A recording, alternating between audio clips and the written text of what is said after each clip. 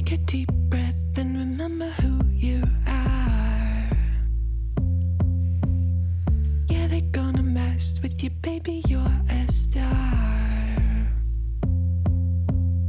Stepping in the spotlight, you know that it feels right. Time to put up a fight, honey.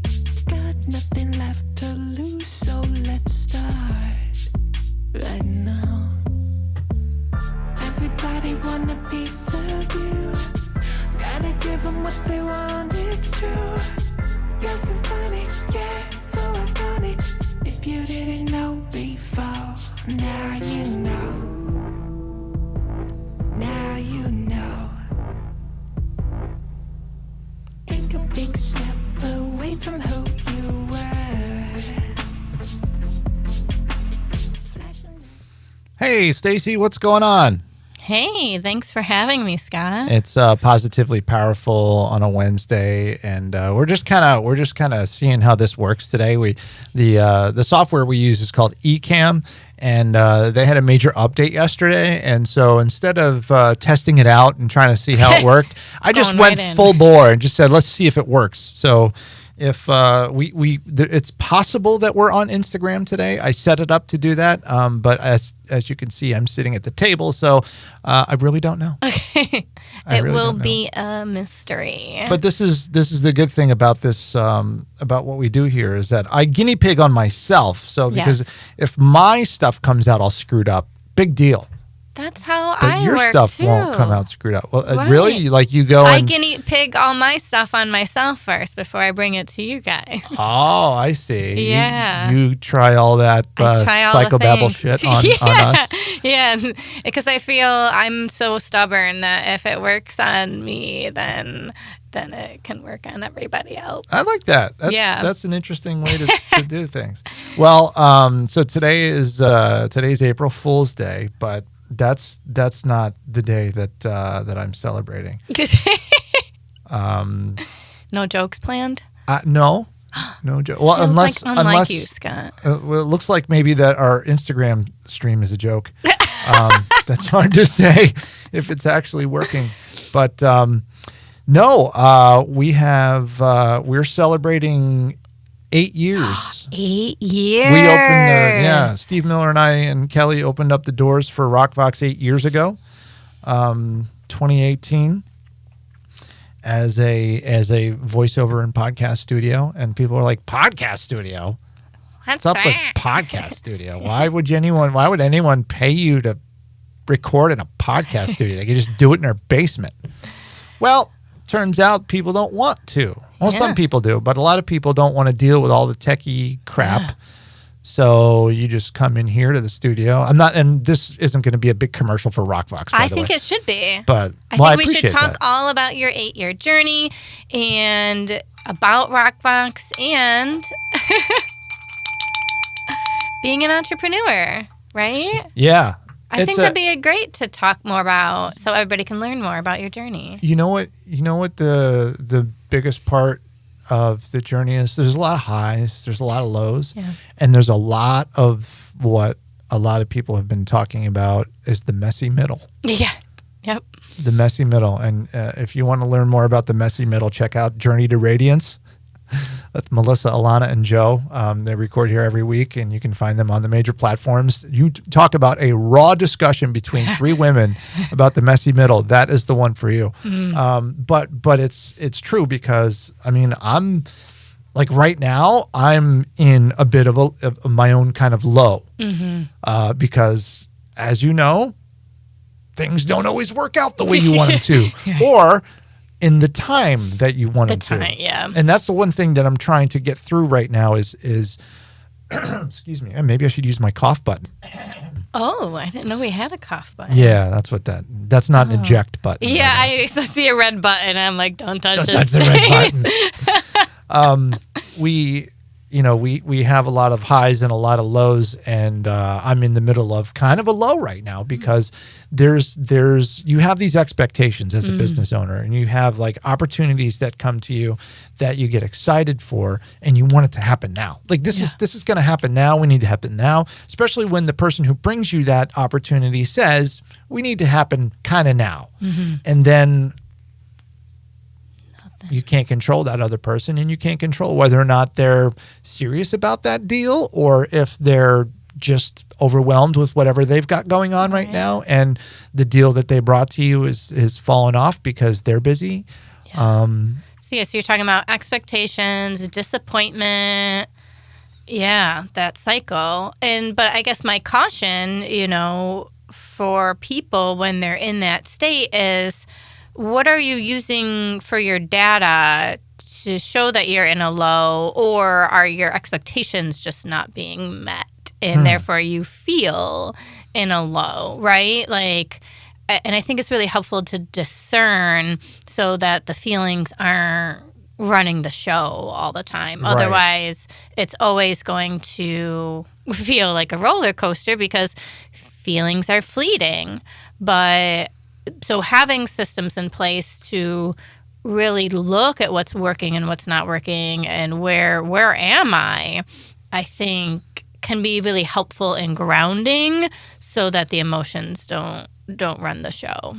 Yeah, that's a real hard thing to not to avoid the emotions running the show, especially if you're like me, an emotional, artistic type of person, a creative. Us creatives are very emotional. Yep. I wear my heart on my sleeve to the point where people are like, God, it's a heart on your sleeve. It's disgusting. Ew, gross. Gushing blood. And that's me. And that's like, if you say, hey, Scott, I got this great idea and I like the idea. I'm like, let's do it. Let's go. Yeah. Let's go for it. Let's make it happen.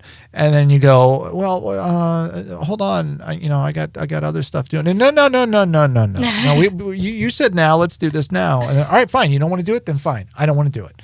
Meh. Yeah, so and that's kind of how I feel. It's like I keep doing that, and it's not. What was it? The one thing that you said, it was something to the effect of like you have to just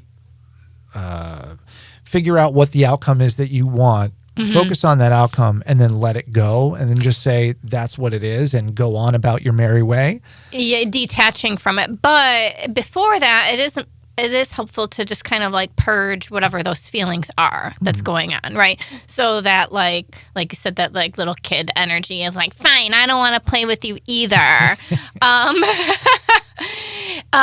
To have a space to let that out, let that go, because if we try and push those feelings down, that doesn't help either. So we need to feel them, but not let them run the show, right? If that makes sense. So I always see it like a car. I've described this for probably a decade plus now with my clients is, your little parts of you, that younger little kid is in the backseat of the car, but you, the adult, still needs to be driving the car. Right. Don't let the kid backseat drive. Right? But then when our emotions take over, that's exactly what's happening, right? Yeah. And so you're out of your power. The little kid part of you is running the show, and nobody wants that. It's a disaster. But the kid still needs to be heard and seen and understood, right?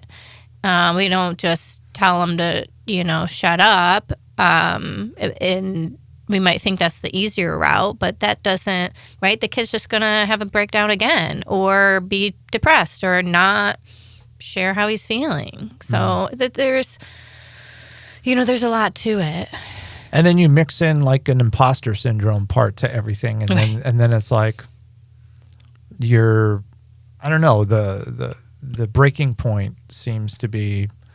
You've got a whole caravan of parts back there. It's ridiculous. It really is. It's like you start taking things personally. You start saying, "Oh, well, maybe this is the universe telling me that it's not what I shouldn't be doing. This I should be doing something else." The mind will come up with anything to. Yeah. There's lots of things that the mind comes up with, and it's rarely the right thing initially, until you talk to someone like you who says, "No, this is what you need to do," and you say a lot of times well, let's reframe what you just said.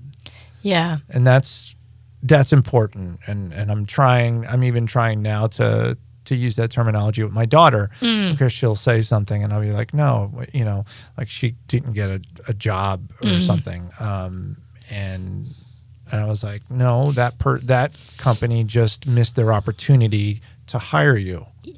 Yes, which is a perspective of seeing that you have something to offer versus you're in a state of lack and you need something to be okay, right? And so that's like a huge reframe. So if you go, like you're talking about getting excited and then like getting ghosted basically before this is the situation. But if you see you have something so amazing to offer, then it's a lot easier to kind of let it go of like, oh, I guess they don't want this amazing offer. Oh, well, I'm sure somebody else wants this amazing offer, right? Versus, oh, no, they don't want it. It means what I have is no good, right? Then, that's going to create that real sad, negative feeling state versus like, oh, it's like offering, do you want these strawberries? And somebody's like, no, thank you. I don't like strawberries. You're just like, okay. And then you ask the next person. Don't like strawberries? I mean, I love strawberries. What the hell is wrong with you? What kind of a freak are you? No, it's true. Yeah. And over the last 8 years, there's been so many situations where it's been like, I mean, what we've been working together over a year now, and how many times has it been like, Monday I'm down, Tuesday I'm up, Wednesday I'm down, Thursday and Friday I'm up, Monday I'm down again, because it's like win, lose, win, lose, win, lose. And these aren't real losses. They're what I perceive in the mind, as a loss. Yeah. It's just, you can't go that way. It's not the way you're going to go, or it's like you want to go over there and you can go this way. Oh, but the path is blocked. Well, let me go this way. Oh, the path is blocked. And then you realize, oh, that path wasn't blocked. There was just, there was a car there and he's moved now. And now I could go, so it's like, it's about timing. It's about your focus on things, how you feel inside. And also the other thing that I'm all over the place today, but I'm just kind of like recounting the things that you tell me. And it's like the energy. Yes. What was the energy going into that? And I'm thinking about this more and more. And I think the energy for me going into certain things has been desperate. And so it is coming from a place of lack. Like, I need this because this is going to, and that's wrong. Yes, because you're in an unempowered state when we act from a place of lack. So it's actually good that things don't materialize from that place of lack, because you don't want to set it up with that energy. So then when you shift that state into, I have something amazing to offer that anybody would want, and whoever wants it can have it, whoever doesn't. There's plenty of people that want it. Then whatever thing goes through, now it's like set up on that energy, which will flow a lot better. And we'll notice too, when we shift that, things will open up. Like I was in a funky mood the past couple of days, and I have an office space available for rent, and there hasn't been a whole lot of movement, and I'm like, like I was getting a little frustrated about it. And that's a trend around the whole county, from what I understand. Okay. So it's interesting. It's just so funny how these things work. But what I was saying about feeling your feelings is, it wasn't until it's so magical how this happens.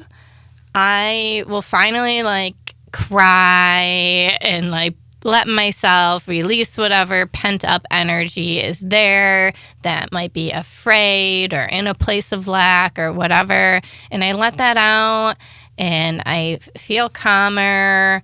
then things always start moving. I get this random So it's text, like you got to text purge message, like, those hey, dark feelings. yeah, like, hey, is that office still available? And I have to laugh like every time this happens. And then they're like, are you laughing at me that I need an office? I don't want your stupid space.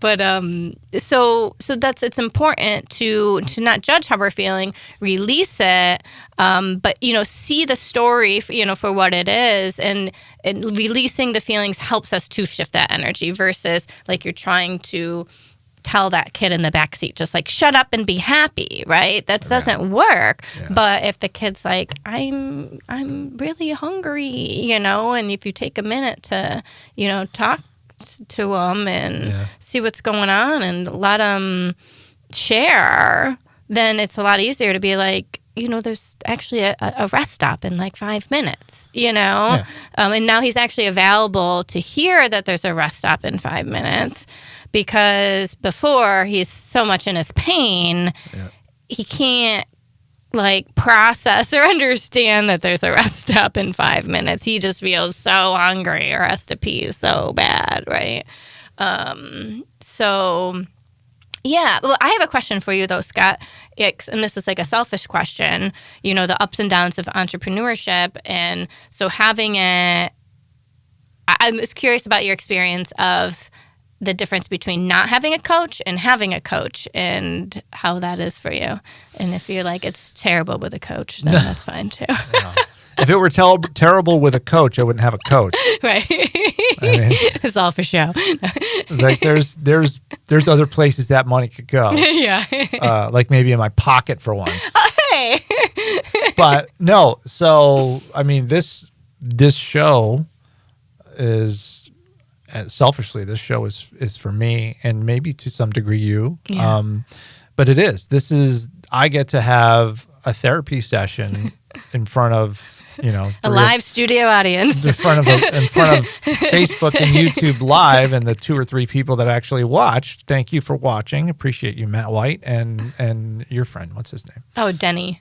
But it didn't connect on LinkedIn. So. Oh, really? Yeah. And I don't think Instagram is working either. It doesn't even look like YouTube is working. I have no idea. I don't know why this stuff does this to me all the time. For my clients, it works fine, but for me, it goes.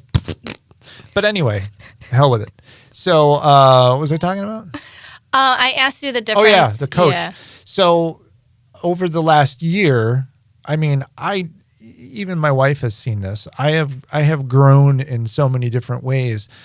I'm not there yet, but there's still a lot of growing. And sometimes I'll have, I'll take a couple of steps back because not every situation, the coaching is it's curtailed to what's happening in the now. So in the now is always different. Yeah. Even if it's a similar situation, there's always something else that's different, be it what's going on in your personal life, what's going on in the world. Every situation is different to some degree. So you can't make a blanket statement and say, this applies everywhere. Right. You just can't.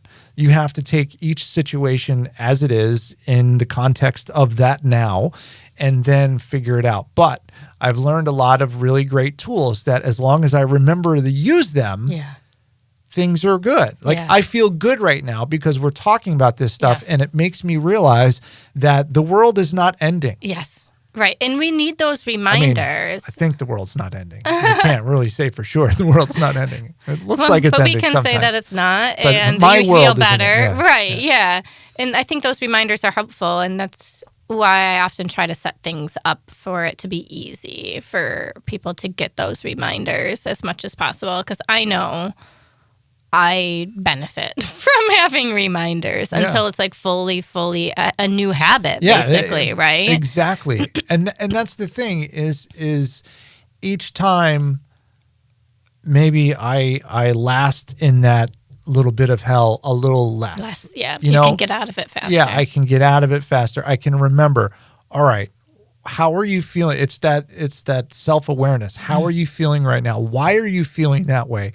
Is that coming from fear? Mm-hmm. What are you afraid of? That's not serving you. Mm-hmm. Change the story. Yeah. All of these things that you've taught me over the last year, a lot of it at least comes back to mind quickly, Yes. quicker than it used to be. Yeah. Before it never was there. Right. So I would languish in this hell for weeks until at it a just time. passes. Until something finally, good happens, and then it takes you right, and then you feel so unempowered because you're like a puppet, right, based off of your external circumstances. Yeah. And to me, that's a hellish way to live when you're just constantly pulled in whatever direction that is happening outside of you. It's definitely an interesting ride, but that idea of also of the energy part and how your energy plays a huge role in everything. Yeah. If there's something that I have to do that I'm not excited about doing it because from my energy I don't feel like it's aligned, like maybe I don't feel comfortable and I don't feel confident, and so I'm more likely to make the mistakes that I'm afraid of making in that situation. Yeah. For whatever reason. But whenever I go into something and I am legitimately fully confident, I got this. Yeah. It's very rare that I will make a mistake. Which just shows you how you're creating both outcomes by your beliefs, by your energy, by how you're approaching it. And changing the energy is really, really hard to do when it's an energy, when it's an idea that's so ingrained in you over years. Yeah. Over years, and saying like, just think about this. How many people, and there's people that I know right now that I know that are thinking this. They're like, I'm really not good enough. I'm really not, whatever. Yeah. And where does that come from? Does that come from their childhood? Does it come from experiences when they were younger or early on in their career or whatever? Something happened to make them think that. Yep. And until you can really talk yourself out of those, because that's basically like a habit. It's a habitual. Yeah, it's a habitual way of thinking. So my big question is, well, what's the benefit of believing you're not good enough, right? Clearly you feel this belief benefits you, or else you wouldn't keep holding on to it. So why do you feel that it benefits you? And it's a really great way to start opening up those deeper layers as to why, it's basically why are we holding on to bad habits and what we believe they're doing for us. And it's usually some form of self-protection of, well, if I believe I'm not good enough, then I can protect myself, because if somebody else tells me that I'm no good, that's going to feel worse. So I'm going to tell myself I'm not good enough, so that when somebody says that, I'd be like, yeah, well, I already said that first. I already know I'm not good enough, right? So it's a ego protection, or, there's a few other common examples, but also like a self-fulfilling prophecy. But then if you keep saying that. Yeah. And this is something that I learned years ago when I was doing some therapy early in my sobriety. It was my therapist helped me to reframe my own story about myself, which was that I'm a screw up. Yeah. That I was self-sabotaging because that's what I thought my story was. Right. And even though I didn't know that that's what I was doing, because a lot of times you don't know that that's what you're doing, but you do it. And you're like, why did you do that? Yeah. Because I suck. Right, because that's what you believe. No, because you said you sucked, so then you decided to do that because that is what someone who sucks would do. Right, you're aligning. Yes, exactly. And that's why I always come back to identity, right? Because it's not really until the identity actually shifts that the behaviors and the beliefs around that shift. So if the identity is that I suck or I'm no good, I'm a screw up, then you create your reality. So you're always going to create those situations. And but it does feel really scary to allow an identity shift, right? Because even if we don't like the identity we've created for ourselves, we still are attached to it for reasons. And again, so those are the things to unearth and work through, so that shift, that you can allow, and I always love the word allow. I know I've said that a million times. So you can allow that inner shift to happen. And that's based on a belief that your true nature and the love and happiness and joy and all of this, that is your true nature. And so we don't need to superimpose that onto us as like a fake identity or fake self, but rather that is who we are. And it's more about allowing the shift to just be in that which already is. And that's why it's not forcing, it's allowing. Whenever you say something like that, You're gonna and this is courtesy of Twin Talks of the Brow Divas. On there, you can check out their podcast. You just want to play with their toys. I do. I love it. They gave us these flowers, which you can't see. We have a comment from Matthew White. He says, for him, if I say I'm not good enough, if I fail, it won't sting as badly. Yeah, right. Yeah, which is pretty much what you just said too. Yeah. The same idea. That like a self-protection. Yeah, it's a self-protection. You're like taking that power away from someone else. If I say it about myself, it's not going to hurt as bad as if someone else says it. Right. So then it's like, well, what do you need protection from? Why can't you? So you're telling me you can't handle a criticism? Why? Yeah. What's that about? Right. And yeah, so it's each layer brings us deeper and deeper to what needs purging, releasing, and shifting. And the reason why I love working with entrepreneurs and so forth is because when you're on this like self-made journey, like this is the main thing in the way, right? There really is no other thing in the way. Because it's all you. It's not like, oh, my boss this or that. It's like, no, it's you.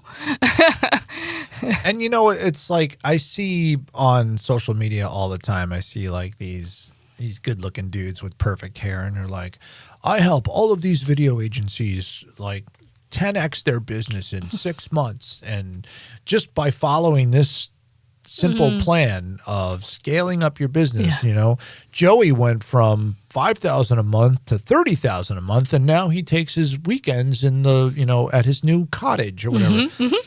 And I'm like, I just like, how much of that is actual just total BS, and how much of it is real, and should I even be doing that? Like, are these things like, there's so many of them? Yeah. Oh yeah, they're all over. It's everywhere in all the industries. But there's no formula. Everyone says that there's a formula. There is a formula. Well, everybody has their own formula, right? And you know, so they'll give you email templates or phone call templates of call this person, do this thing, post this, position this way, do that, and you can probably follow those things and make some money and so forth and be great. My philosophy is really helping my clients figure out their formula that they want to do and what works for them instead of buying it, you know. And I'm not saying if you want to buy someone else's formula and make the money and do the thing, that's great. Like, go do that. There are 1,000 million coaches that do that out there. But I don't see that as growth. I mean, got all the money or whatever. Right, but that's the goal. Like, so if that's the goal, you know, hire the coaches, do the thing. You know, that's great. I take a different approach where it's a lot more personal and about your passion and doing what works for you and what's aligned for you and something that you can genuinely feel good about at the end of the day, and also so that you're not forcing yourself to be and behave in ways that aren't that identity of what your ideal of identity is, which is that you are creating reality and that you are powerful, and again, not power over in a manipulative way, but your inherent worth, right, attracts everything that you need and all of that stuff. So I just work off a different framework, and you know, I'm not going to knock all those things because different strokes for different folks, you know? Yeah. Yeah. I guess that what resonated with me was the fact that if anything's not working in the business, it's not because of the work that I'm doing. It's because of your heart. Right. Exactly. It's not because you're not good at what you're doing. It's not something that I'm doing that needs to be fixed. Right, in inside, and that we're unaware of. And I say that all the time. So every time I know I'm stuck, I'm always like, there's something in me. I always said there's something in me that is stopping me, right? And what is that about? There's some sort of fear, some sort of belief. And then when we overcome that, I don't need to think about what to write on my Insta story or my Facebook post or my email or, whatever the marketing thing is. And then instead, I'm just communicating genuinely from my energy and from my heart. And then that's where the good stuff happens. You see me reaching I see you laughing ahead of time. Well, that's a strong and powerful end to the show. We were going to talk about 8 years of ROC Vox, but I like this conversation a little bit better. But you know what? This was a talk about 8 years of ROC Vox because the first 6.5 years, almost 7 years, I was wandering around in the woods, aimlessly in the dark. What is it? A squirrel finds a nut every once in a while, a lucky squirrel or something like that. Yeah. And now, with working with you, I know where to look better. Yeah. You know where the nuts are. I know where the nuts are. I taught Scott where the nuts are. Come work with me. I'll teach you where the nuts are.